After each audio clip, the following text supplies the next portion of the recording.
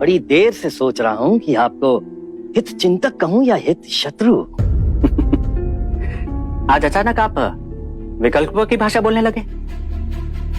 अभी अभी कौशल नरेश राजा प्रसन्नजीत को विदा करके आया हूँ। बड़े अपमानित लग रहे थे। चलो अच्छा हुआ, जो समझाना था समझ गए। वैसे आप चाहते क्या हैं मछली राजा? जो मैं चाहता था वो तो हुआ नहीं, परंतु जो लोग चाहते हैं वो मैं होने नहीं दूंगा। खूब समझता हूं मैं आपकी कूटनीति को। पहले अश्वमेघ के घोड़े को रथ में बांधना, फिर कौशल नरेश प्रसन्नजीत को मेहमानों का स्वागत करने को कहना, और संघ सभा में महाराज शुद्धोधन के विरुद्ध राजाओं को उकसाना। आप महाराज के मित्रों को शत्रु बना रहे हैं। आप भी चौकन्ने रहे राजा दंडपानी। आप भी तो महाराज के मित्र होने का दावा करते हैं, परंतु आपको शत्रु प्रमाणित करने में देरी ना होगी। आप कहना क्या चाहते हैं? सांप की भांति आपके दांत नुकीले तो नहीं, परंतु विष तो उनमें भी भरा है। असत्य बोल के आपने भी युद्ध में अपनी सेना नहीं भेजी थी। राजा द्रोणोदन, क्रोधित ना हो राजा दंडपानी। वस्त्र के नीचे सभी नग्न होते हैं। आपकी दृष्टि भी शाक्य सिंहासन पर है और मेरी भी।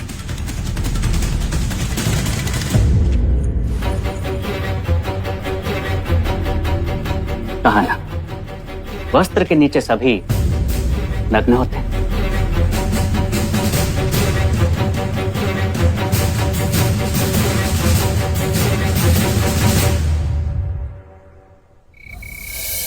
राजा दंडपानी, कुछ और दिनों के लिए रुक जाइए। वैसे भी संघ सभा में आपको उपस्थित होना ही है। महाराज सत्य कह रहे हैं राजा दंडपानी। मत प्रदर्शन जो है तो आपको तो आना ही पड़ेगा। आपका मत हमारे लिए बहुमूल्य है। अमिता दीदी, आप भी अकेले देवता जाके क्या करेंगे? यशोधरा भी यही है और भैया भी संघ सभा के लिए रुक रहे हैं। आप भी रुक जाओ ना। हाँ माँ, थोड़े दिन और रुक जाओ ना। शाक्य सभा के बाद चले जाना। वैसे पुत्री के ससुराल ठहरते नहीं है, परंतु ये तो आपका मायका भी है। रह भी लोगी तो बुरा नहीं लगेगा। ठीक है, ये तो मेरा मायका है ही, पर अब ये तुम्हारा ससुराल है। तो बताओ गोपा, कैसे रोकोगी मुझे? हाँ हाँ, अमिता दीदी, अब एक रिश्ते में तुम्हारी बुआ सास भी हूँ। बताओ कैसे रोकोगी?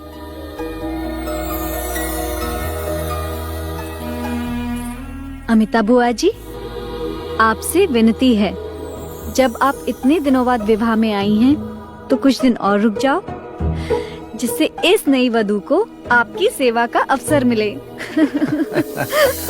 अब आप इतना आग्रह कर रही हैं नई वधू, तो हम रुक जाते हैं। देख लो, बस कहने की देर थी ना। हमने इतना कहा, हमारी एक नहीं सुनी। पुत्री के कहते ही चरण रुक गए।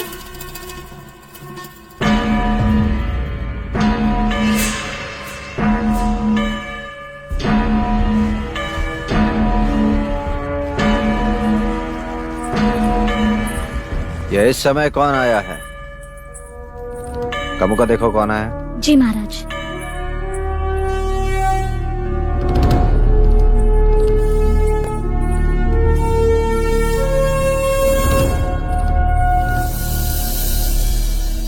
प्रणाम महाराज।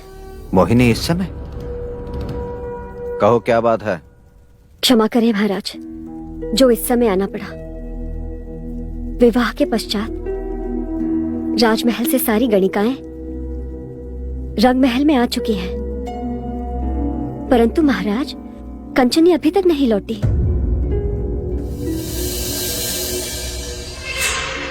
हमने उसे हर जगह ढूंढने की कोशिश की, परंतु वो कहीं नहीं मिली।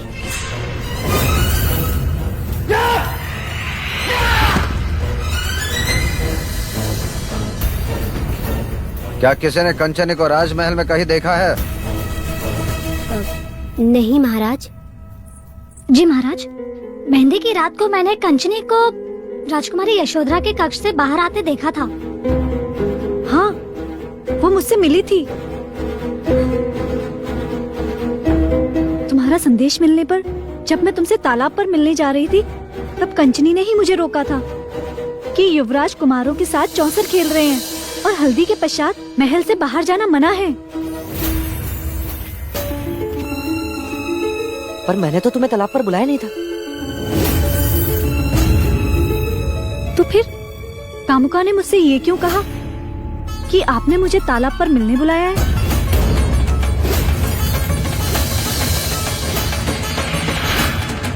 पर पिताजी, मैंने तो कामुका से ऐसा कुछ नहीं कहा। कामुका, क्या तुमने ये संदेश यशोधरा को दिया था?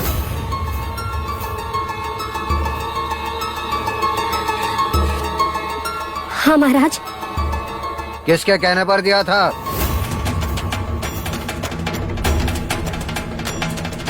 बताओ कामुका, किसके कहने पर किया तुमने ऐसा? बताओ। कंचनी,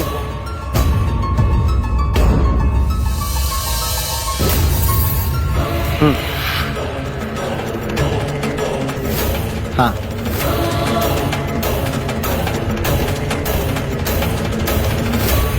कंचनी के कहने पे।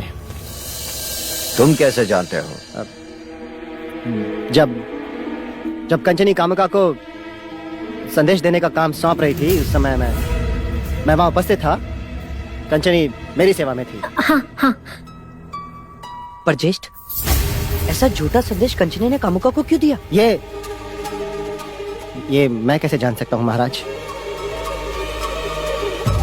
उस दिन भी उसी ने मुझे रोका था और मेरी चुनर धुलवाने की बात कहकर वो उसे अपने साथ ले गई थी। पर उसने ऐसा क्यों किया? अब इस प्रश्न का उत्तर तो कंचनी ही दे सकती है ना? अनुज, सेनापति से कहो कि रंग महल की गणिका कंचनी को हमारे सामने उपस्थित करें। अवश्य भाई महाराज।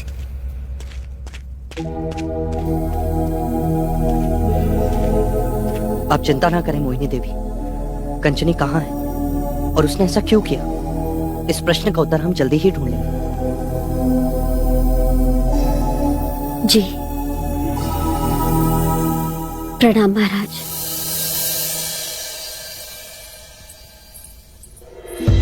युवराज, अब इन प्रश्नों के उत्तर तो कंचनी की राख से पूछना। जीवन में कुछ प्रश्न निरुत्तर होते हैं सिद्धार्थ, निरुत्तर। और अब कंचनी भी इनमें से एक प्रश्न है।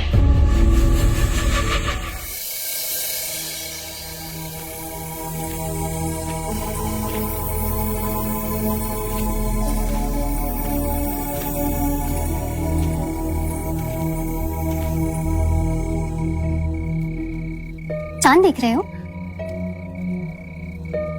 नहीं तो सितारों से बात कर रहे होगे? नहीं। फिर तो अवश्य उल्लू से बात कर रहे होगे। नहीं काकी माँ। तो फिर इस समय यहाँ अकेले क्या कर रहे हो युवराज? काकाश्री, जब से मोहिनी देवी ने मुझसे कंचनी की बात की, तब से मुझे उसकी चिंता हो रही। मन में एक के बाद एक जैसे प्रश्नों की माला बनती जा रही है कि कहाँ होगी वो, कैसी होगी वो। और उसने गोपा को कामुका के द्वारा यह संदेश क्यों भेजा कि मैंने उसे तालाब पर बुलाया और फिर स्वयं ही जाकर उसे रोका? तुम व्यर्थ चिंतित हो रहे हो सिद्धार्थ। सैनिक उसे ढूंढ रहे हैं, मिलने पर सारे प्रश्नों के उत्तर मिल ही जाएंगे। वैसे भी कोई स्त्री गणिका का जीवन नहीं जीना चाहती। जब भी किसी को कोई योग्य साथी मिल जाता है तो वो उस अवसर को जाने नहीं देती, चली जाती है। कदाचित उर्मिला की तरह उसे भी कोई मिल गया हो। हाँ? तथास्तु, यदि ऐसा हुआ है तो मुझे बहुत आनंद होगा। तुम बहुत भावुक हो सिद्धार्थ, जो एक गणिका के लिए इतनी चिंता कर रहे हो। नहीं होता, किसी को पता नहीं होता कि वो जीवित है या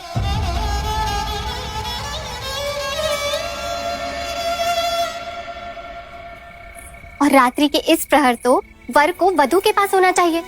नए सपने सजाए यशोधरा तुम्हारी प्रतीक्षा कर रही होगी और तुम यहाँ अंधेरे में कंचनी को ढूंढ रहे हो। विवाह के दूसरे दिन कोई अपनी भार्या को इस तरह अकेला छोड़ता है भला? नहीं ना सिद्धार्थ, अब तुम्हारा प्रथम कर्तव्य यशोधरा को खुश रखना है। जी काकी। और हाँ, वहाँ जाकर अपने प्रश्नों के बाण मत चलाना, हो सके तो प्रेम के फूल बरसाना। हाँ काकी।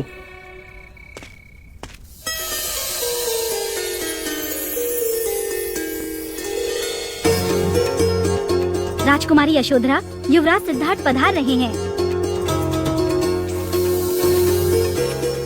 मैं कब से तुम्हारी प्रतीक्षा कर रही हूँ। क्यों? तुमने जो उपहार दिया था वो ही तुम्हें दिखाना है। मैंने तुम्हें कौन सा उपहार दिया गोपा? नहीं दिया तो कोई बात नहीं, पर तुम तो जानते हो ना कि ये गोपा अपना उपहार अपने आप ही ले लेती है। याद है ना पिछली बार बांसुरी ली थी? हाँ। और अब क्या चुराया तुमने?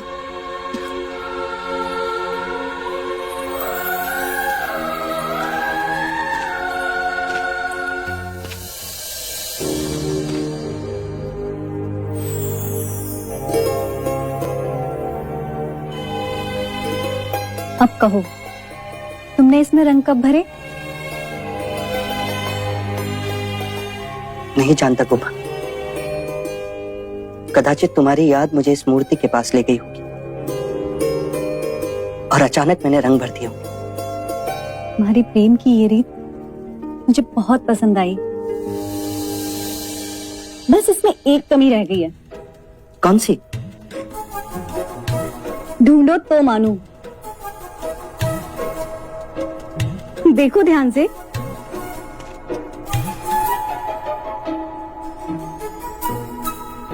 मान लो कि आज तुम्हारी दृष्टि की कसौटी है।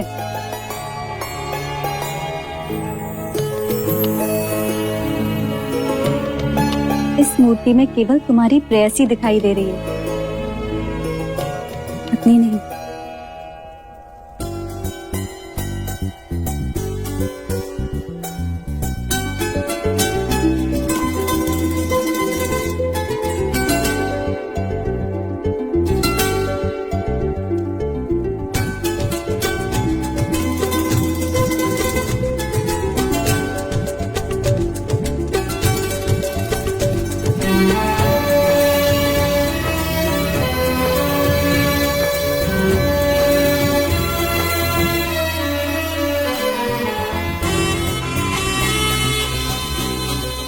मांग में सिंदूर भरने का अर्थ स्त्री के जीवन को खुशियों से भर देना। ये सिंदूर हर दिन हर घड़ी स्त्री को विवाह के उस पल की याद दिलाता है जो उसके जीवन की सर्वोच्च घड़ी होती है। तुम दृष्टि की इस कसौटी में उत्तीर्ण हुए युवराज।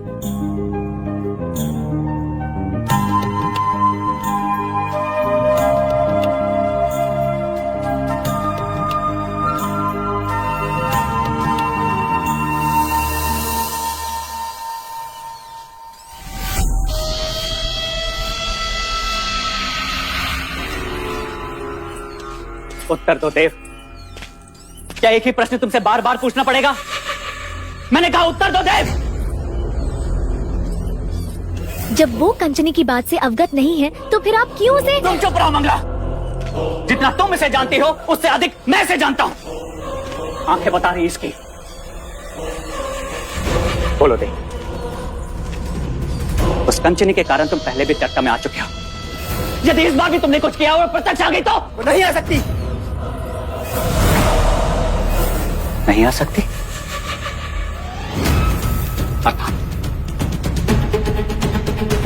प्रत्यक्ष वो आते हैं जो जीवित होते हैं। मार दिया मैंने उसे।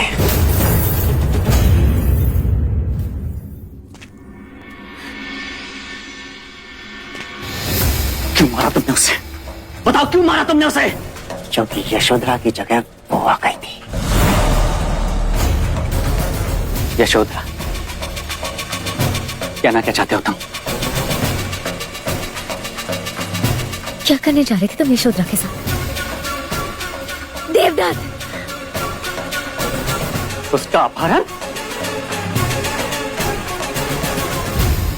यदि महाराज को इस बात का पता चल गया तो हम सबको राख बना देंगे, देश निकाला दे देंगे कपिल वस्तु से। क्या हो गया है तुम्हें? युद्ध में जब अवसर था तब तो निशाना नहीं चुका तुम्हारा, वही मार दिया होता ना उसे। मुकुट पर तीर चलाने की क्या आवश्यकता थी? क्या हो जाता यदि सिद्धार्थ को मार देता तो? हाँ, क्या हो जाता? युद्ध हार जाते, प्रसन्नजीत हमें बंदी बना लेता, सिंहासन तो हाथ से जाता ही, साथ में यशोधरा भी। और यदि कार्निक खेल नहीं बिगाड़ता तो मैं यशोधरा से गंधर्व विवाह करके ही लड़ता। सिद्धार्थ अपनी मृत्यु अपने आप मर जाता। मर जाता? अपने भाग्य में अमरता लिखवा कर आया है वो। क्या कुछ नहीं किया, फूलों में बिच्छू छिपाए, बच गया। सुहाग के सेज पर बिच्छू बिछाए, फिर बच गया। इतने वर्षों से आप दोनों केवल प्रयत्न ही तो करते आए हैं, किंतु परिणाम क्या? केवल अंधकार और कुछ नहीं, कुछ नहीं। पर उसी अंधकार में एक मार्ग दिख रहा है। कैसा मार्ग? संन्यास का मार्ग। तुम्हें याद है आर्या, असित मुनि की वाणी सुनकर मैंने क्या कहा था? सिद्धार्थ के जन्मदिन पर मैं उसे भेंट में एक कमंडल दूंगी। अब वो समय आ गया है आर्या। साधु संत सन्यासी, दुख दया माया पीड़ा वैराग्य, और फिर वानप्रस्थ। तुम कहना क्या चाह रही हो? यही कि सिद्धार्थ के पास बस दो मार्ग हैं, या तो जग से जाए या फिर वन में जाए। जग से नहीं जाता तो वन में जाए। देखते जाओ आर्य, अब सिद्धार्थ को मैं कैसे भगवा पहनाती हूँ।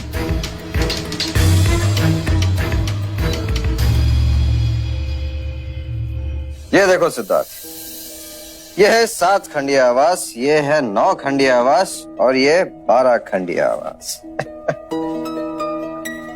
ये तुम दोनों के लिए,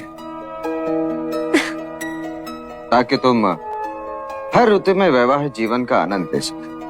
परंतु इन सब की क्या आवश्यकता थी पिताजी? आवश्यकता है पुत्र, नई गृहस्थी में एक दूसरे को समझने के लिए अवकाश चाहिए।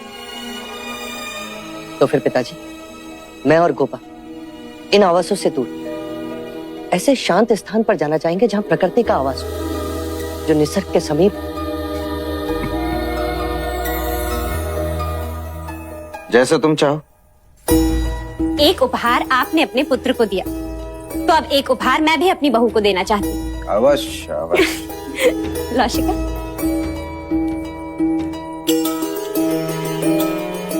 ये क्या है माँ? ये सूत्र कुलगुरु ने तुम्हें पुत्र रत्न प्राप्ति के लिए दिया है। इसे विवाहिता की बाईं हाथ की कलाई में बांधा जाता है।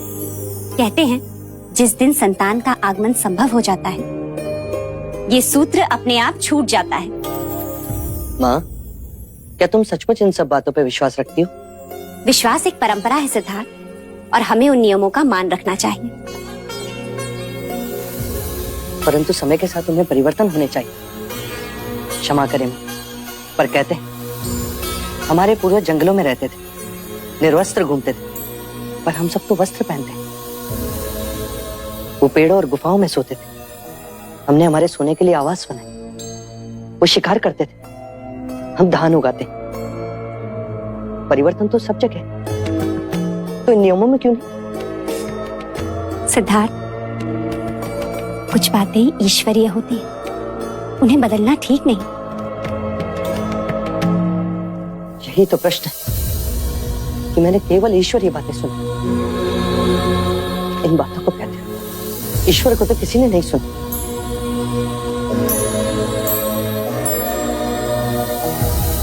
भाई महाराज, संघ सभा का समय हो गया है। हाँ अनुज, चलो सदा।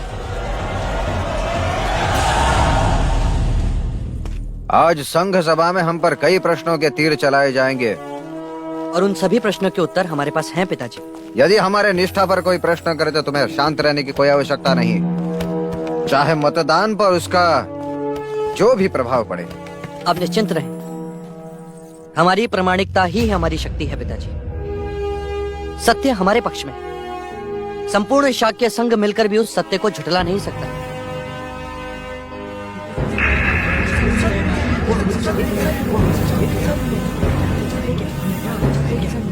संघ की पिछली सभा जो युवराज के विवाह के कारण स्थगित कर दी गई थी, उसके कुछ अधूरे प्रश्नों पर विचार होंगे और फिर से मतदान होगा। युद्ध में लिए गए निर्णय पर उठाए गए प्रश्नों का उत्तर महाराज शुद्धोधन और युवराज सिद्धार्थ को देने होंगे।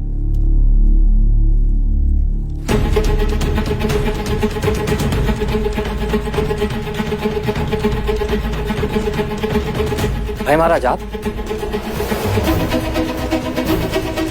प्रश्नों के उत्तर हमें देने तो अध्यक्ष के स्थान पर बैठने का अधिकार हमारा कैसे हो सकता है अनुज? हे राजा शुद्धोधन, शाक्य संघ से निवेदन करता हूं कि वो अपने प्रश्न कर। युवराज सिद्धार्थ, आप ही ने युद्ध की व्यूह रचना की थी और आप ही ने बिना किसी से परामर्श लिए युद्ध रोकने का प्रयास भी किया। मैंने केवल प्रयास नहीं किया, युद्ध को रोका है। जहां तक प्रश्न व्यूह रचना का है, वो मेरी शिक्षा का प्रमाण था। युद्ध रोकना मेरी भावनाओं की आवश्यकता थी और मेरा मंतव्य है कि यदि मैं उस युद्ध को ना रोकता तो दोनों देश के सैनिकों के प्राण जाते और उस रक्तपात से किसी को कुछ प्राप्त नहीं होता। अपने शत्रु को पराजित करके उसे जीवित छोड़ दिया है। क्या ये राजनीति है? क्या कौशल नरेश पर विश्वास कर सकते हैं कि हम पर पुनः आक्रमण नहीं करेगा? आपके प्रश्न किसी आक्रमण से कम नहीं। प्रसन्नजीत पहले युद्ध में पराजित हुआ, उसके बाद हमारा मित्र बना। आप सब जानते हैं, मित्रता शत्रुता की विरोधी है। प्रसन्नजीत हम पर पुनः आक्रमण करने से पहले उस युद्ध के बारे में सोचेगा। यही तो खेद की बात है युवराज, सब आपकी तरह नहीं सोचते। अपमान का बदला लेने का प्रण लेकर गया है प्रसन्नजीत। जाते हुए कहकर गया है कि कपिल वस्तु को उध्वस्त कर दूंगा। भविष्य की गर्भ में क्या छिपा है ये कौन जानता है? ना आप ना मैं। तो फिर हम कल की चिंता क्यों करें? महाराज शुद्धोधन, कौशल से युद्ध के कारण कितनी प्राण हानि हुई है। सवारी और शस्त्र जुटाने में राजकोष खाली हो गया है। क्या आपको इसकी चिंता नहीं है महाराज? है, परंतु उस समय युद्ध हमारी प्राथमिकता थी। तो विजय के पश्चात आज तक आपने प्रसन्नजीत से युद्ध का खर्च क्यों नहीं लिया महाराज? शीघ्र ही रहेंगे। कब? जब प्रसन्नजीत हम पर पुनः आक्रमण कर देगा तब। हाँ बोलिए बोलिए। विवाह में प्रसन्नजीत को आमंत्रित कर आपने अपनी मनमानी की। युद्ध से पहले प्रसन्नजीत हमारा शत्रु था और युद्ध के पश्चात हमारा मित्र, और मित्र को विवाह में आमंत्रित करना हमारा कर्तव्य था। वाह युवराज, और युद्ध में जितने शाक्यों ने अपने प्राण दिए उनके प्रति आपका कोई कर्तव्य नहीं? केवल व्यर्थ बातें करने का कोई अर्थ नहीं। यदि आप शाक्य शूरवीरों के बलिदान को सम्मानित करना जानते हैं तो बताइए, आप में से कौन है जो उन घायल सैनिकों की पीड़ा पूछने गया?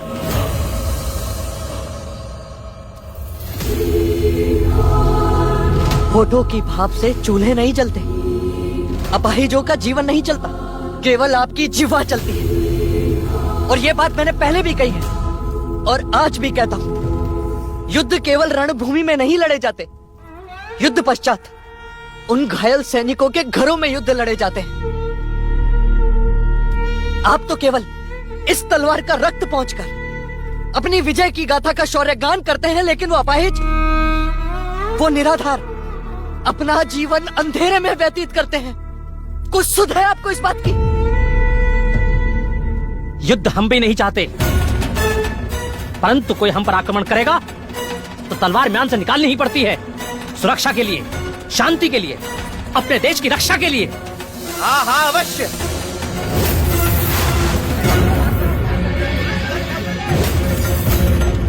ये तलवार शांति नहीं देती, केवल रक्त बहाती है। ये सुरक्षा नहीं देती, मनुष्य में असुरक्षा की भावना को जगाती है। यदि आप अपने देश के लिए कुछ करना चाहते हैं तो युद्ध के बारे में मत सोचिए। युद्ध कभी निवंश नहीं होता, वो दूसरे युद्ध को जन्म देता है। युद्ध की कोख से शांति नहीं, केवल युद्ध पैदा होता है, केवल युद्ध पैदा होता है।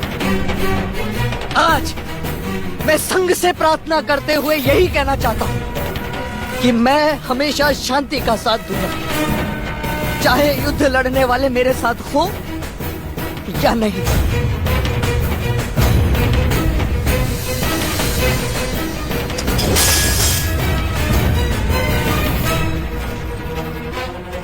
यह संघ का अपमान है। हाँ हाँ, ये अपमान है। पर युवराज की बातों में मनुष्यता के लिए सम्मान है। आप सब ने महाराज और युवराज के मंतव्य को जान लिया। अब अविश्वास के लिए मत प्रदर्शित होंगे।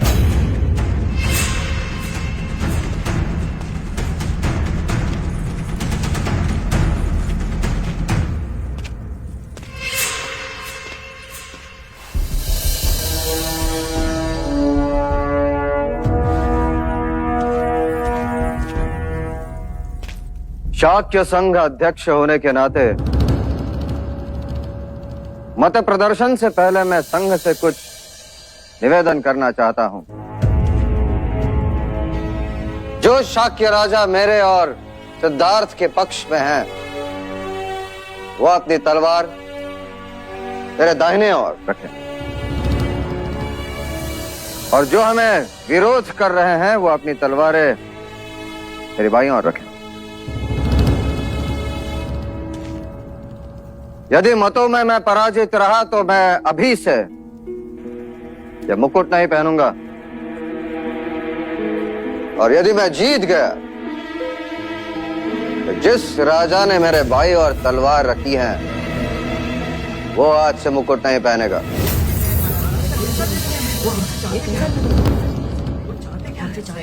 शाक्य राजाओं से मेरी विनती है कि वो अपने मतों का प्रदर्शन करें।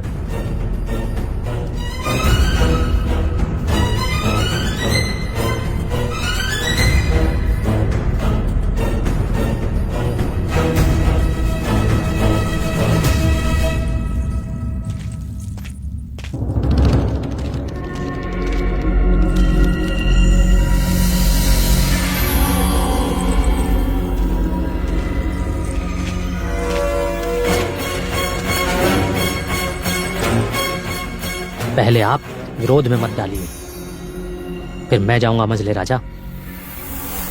अनुज द्रोणोदन,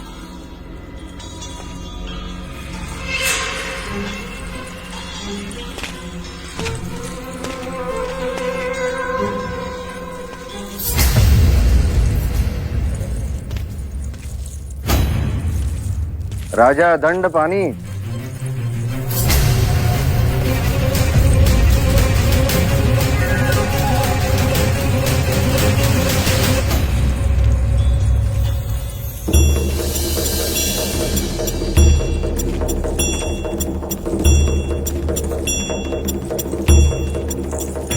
अब आप लोग क्या विचार कर रहे हैं? आपके सिवाय सबने सिद्धार्थ के पक्ष में मत प्रदर्शित किया है।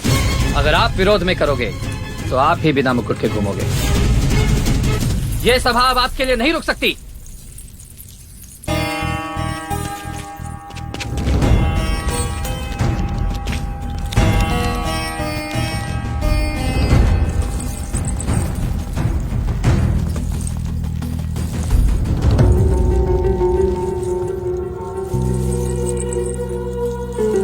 ये मत प्रदर्शन ये प्रमाणित करता है महाराज कि सारा शाक्य संघ आपके साथ है। और ये सभा युवराज सिद्धार्थ के साथ है, कोई विरोधी नहीं, अर्थात सब आपके और सिद्धार्थ के निर्णय के साथ हैं।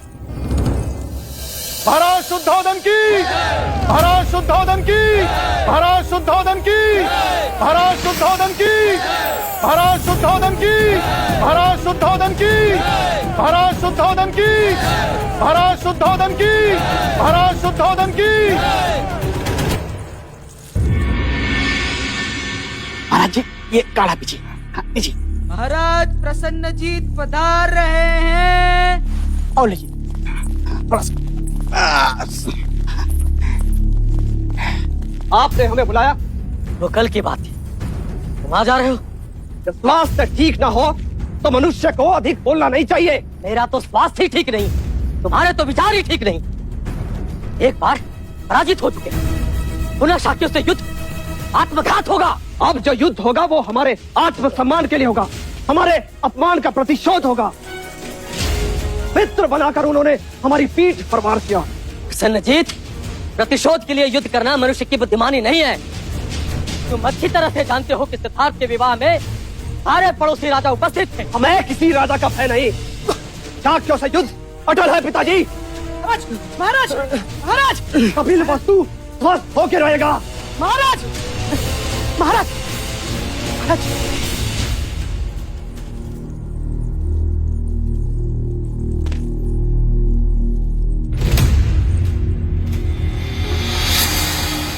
आपके रोकने से युद्ध टलेगा नहीं। अग्नि संस्कार की तैयारियां करो।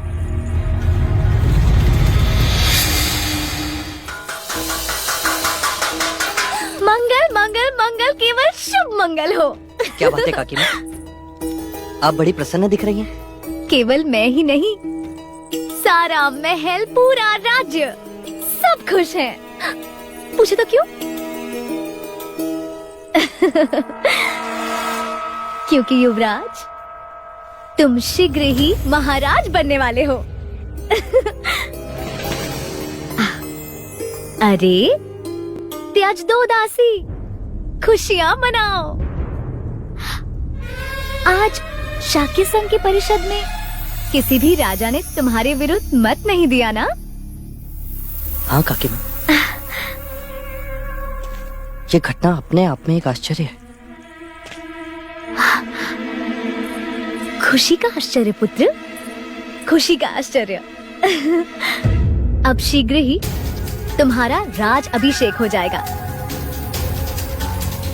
परंतु उससे पहले क्या तुम अपने राज्य को देखना नहीं चाहोगे? देखना तो चाहता हूँ। अपनी प्रजा से मिलना नहीं चाहोगे? मिलना चाहता हूँ। तुम्हारी प्रजा तो तुमसे मिलने के लिए बहुत आतुर है। क्या तुम में उनसे मिलने की कोई चाह नहीं? है काकी माँ, पर पिताजी की आज्ञा का उल्लंघन नहीं कर सकता। हाँ, वो तो है।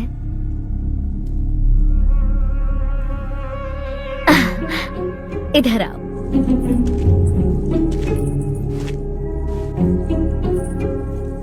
ये मैं तुम्हारे लिए लाई हूँ। अच्छा लगा?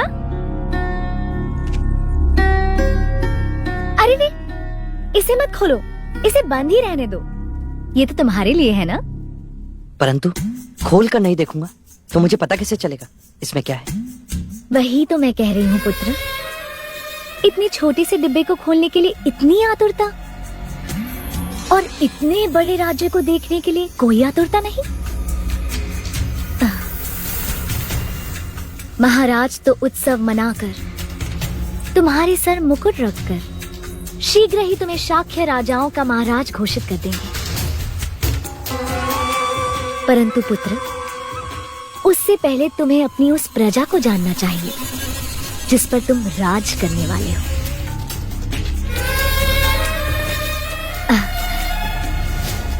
कदाचित मैंने कुछ अधिक कह दिया हो तो क्षमा करना पुत्र। नहीं काकी माँ, आपने सत्य कहा। मुझे अपने राज्य में भ्रमण कर अपनी प्रजा से मिलना चाहिए।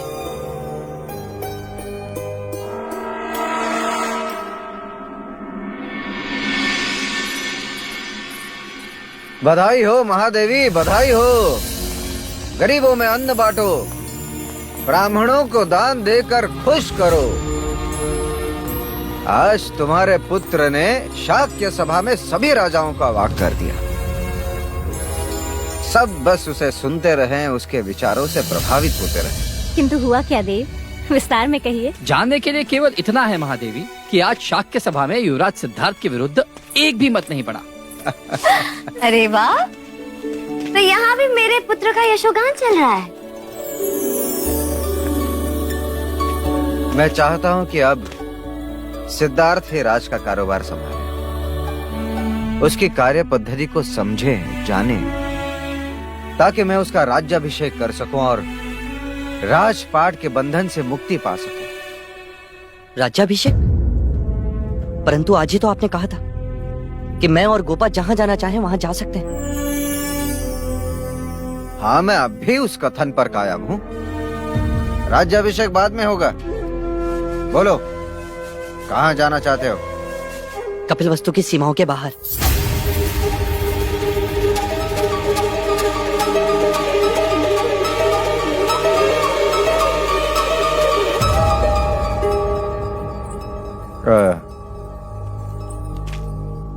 क्यों पुत्र? पिताजी, मैं उन स्थानों पर जाना चाहता हूं जहां पर हमारा राज्य है, पर मैंने देखा नहीं। लोग अपने, पर मैं उनसे मिला नहीं। मैं पूर्ण शाक्य गणतंत्र प्रदेश का भ्रमण करना चाहता हूं पिताजी। तुम्हें भ्रमण करने की क्या आवश्यकता है? द्रोणोदन, अमितोदन, देवदत्त हैं, वो तुम्हें राज्य की परिस्थिति से अवगत करते रहेंगे। परंतु पिताजी, मैं उन परिस्थितियों को स्वयं अपनी आंखों से देखना चाहता हूं। मैं तुम्हें अनुमति नहीं दे सकता पुत्र। कारण? मेरे पास कोई कारण नहीं।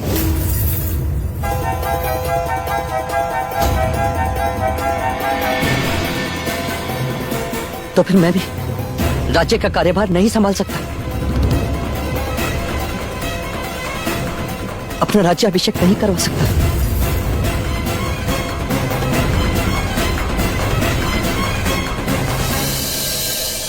सत्य कथा, पुरुषार्थ कथा, सुनो सुनो सिद्धार्थ कथा।